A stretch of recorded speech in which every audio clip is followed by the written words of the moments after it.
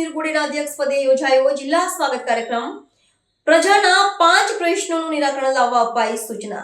દાહોદ જિલ્લા વહીવટી તંત્ર દ્વારા પ્રજાજનોના પ્રશ્નોના નિરાકરણ માટે જિલ્લા સ્વાગત કાર્યક્રમનું આયોજન કરવામાં આવ્યું હતું.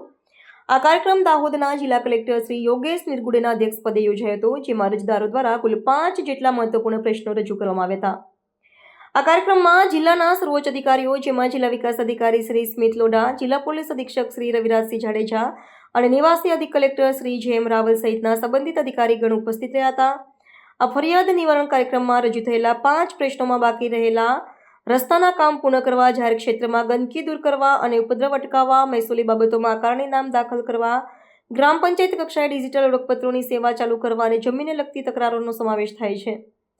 જિલ્લા કલેક્ટર શ્રી નિર્ગુડેએ અરજદારોના પ્રશ્નોને ધ્યાનપૂર્વક સાંભળી તેનું ત્વરિત નિરાકરણ લાવવા માટે સંબંધિત વિભાગના અધિકારીઓને તાત્કાલિક અસરથી કાર્યવાહી કરવા માટે સ્પષ્ટ સૂચનાઓ આપી હતી. જિલ્લા કલેક્ટરે અધિકારીઓને સંબોધતા જણાવ્યું હતું કે સરકારી યોજનાઓ અને વહીવટી સુવિધાઓનો લાભ સામાન્ય નાગરિકોને સરળતાથી અને સમયસર મળે તે જોવાની જવાબદારી દરેક અધિકારીની છે.